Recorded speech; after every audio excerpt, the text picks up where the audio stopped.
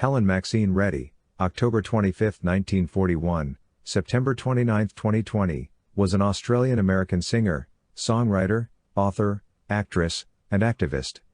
Born in Melbourne, Victoria, to a show business family, Reddy started her career as an entertainer at age 4. She sang on radio and television and won a talent contest on the television program, Bandstand A, in 1966. Her prize was a ticket to New York City and a record audition, which was unsuccessful.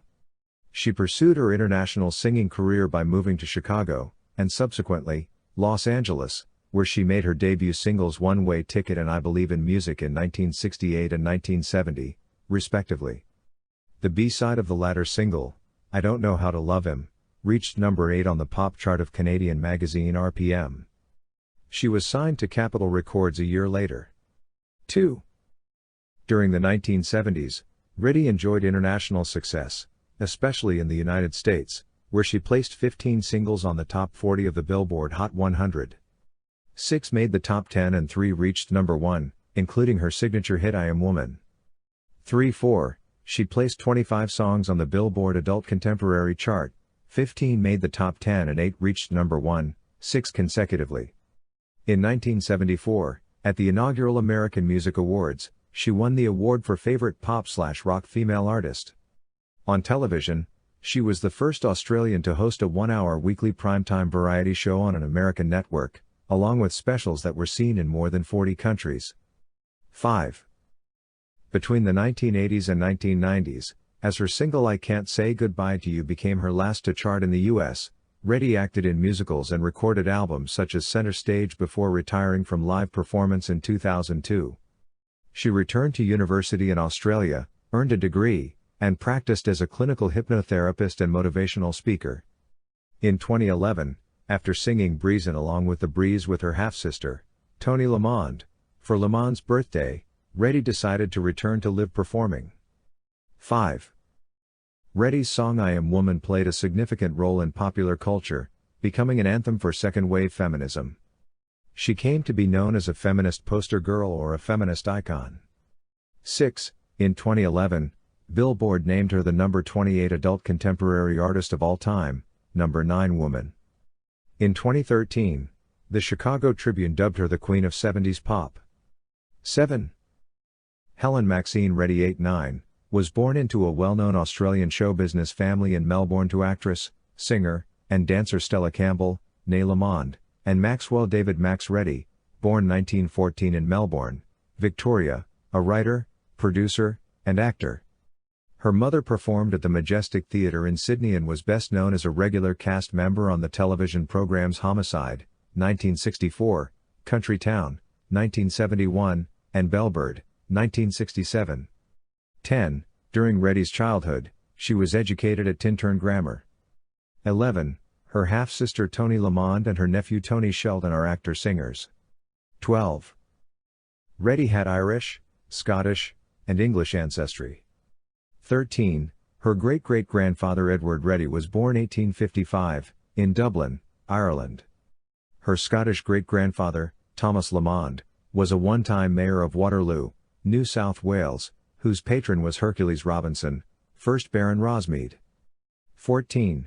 Patsy Reddy, New Zealand's Governor-General, is a distant cousin. 15. Reddy was born during World War II. Her father was a sergeant in the Australian Army with a unit of entertainers. He served alongside one of his actor friends, Peter Finch. They were serving together in New Guinea at the time of Reddy's birth. 16. Her father returned to service during the Korean War. 17. At age 4, Reddy joined her parents on the Australian vaudeville circuit, singing and dancing. She recalled, "It was instilled in me, you will be a star." So between the ages of 12 and 17, I got rebellious and decided this was not for me. I was going to be a housewife and mother. 18.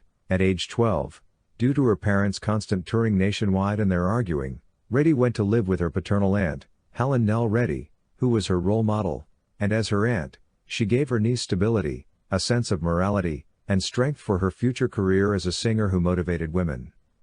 19. The younger Helen's teenaged rebellion in favor of domesticity manifested as marriage to Kenneth Claude Wheat, a considerably older musician and family friend, divorce ensued, and to support herself as a single mother to daughter Tracy, she resumed her performing career, concentrating on singing. Since health problems precluded dancing, she had a kidney removed at 17. She sang on radio and television, eventually winning a talent contest on the Australian pop music TV show Bandstand, the prize ostensibly being a trip to New York City to cut a single for Mercury Records.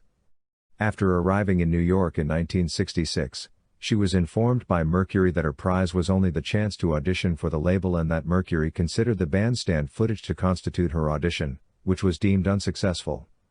Despite having only $200, equivalent to $1,576 in 2019, and a return ticket to Australia, she decided to remain in the United States with 3-year-old Tracy and pursue a singing career. 20. Reddy recalled her 1966 appearance at the Three Rivers Inn in Syracuse, New York. There were like 12 people in the audience. 21, as typical of her early U.S. performing career. Her lack of a work permit made it difficult to obtain singing jobs, and she was forced to make trips to Canada, which did not require work permits for citizens of Commonwealth countries. In 1968, Martin St. James, an Australian stage hypnotist she had met in New York City, threw Reddy a party with an admission price of $5, equivalent to $36.76 in 2019, to enable Reddy, then down to her last $12, equivalent to $88.23 in 2019, to pay her rent. On this occasion, Reddy met her future manager and husband, Jeff Wald, a 22-year-old secretary at the William Morris Agency, who crashed the party. 22. Reddy told People in 1975, Wald didn't pay the $5, but it was love at first sight. 18. Wald recalled that Reddy and he married 3 days after meeting, and along with daughter Tracy, the couple took up residence at the Hotel Albert in Greenwich Village. 22. Reddy later stated that she married Wald out of desperation over her right to work and live in the United States. 23. According to New York Magazine, Wald was fired from William Morris soon after having met Reddy, and Helen supported them for 6 months doing $35 a night hospital and charity benefits. They were so broke that they snuck out of a hotel room carrying their clothes in paper bags. Reddy recalled, when we did eat, it was spaghetti, and we spent what little money we had on cockroach spray. 18. They left New York City for Chicago and Wald landed a job as talent coordinator at Mr. Kelly's. While in Chicago, Reddy gained a reputation singing in local lounges, including Mr. Kelly's, and in 1968, she landed a deal with Fontana Records, a division of major label Chicago-based Mercury Records. 19. Her first single, One Way Ticket, on Fontana was not an American hit, but it did give Reddy her first appearance on any chart, as it peaked at number 83 in her native Australia. 24.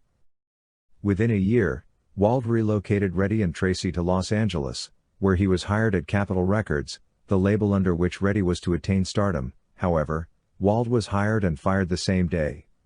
19.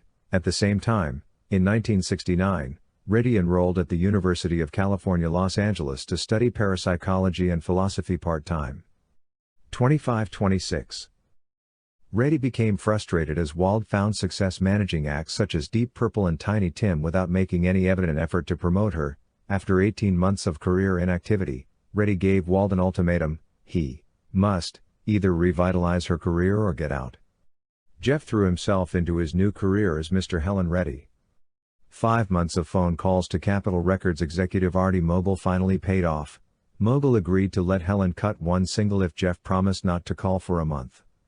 She Did I Believe in Music, penned by Mac Davis, backed with I Don't Know How to Love Him from Tim Rice and Andrew Lloyd Webber's Jesus Christ Superstar. The A-side fell flat, but then some Canadian DJs flipped the record over and it became a hit, number 13 in June 1971, and Helen Reddy was on her way. 19.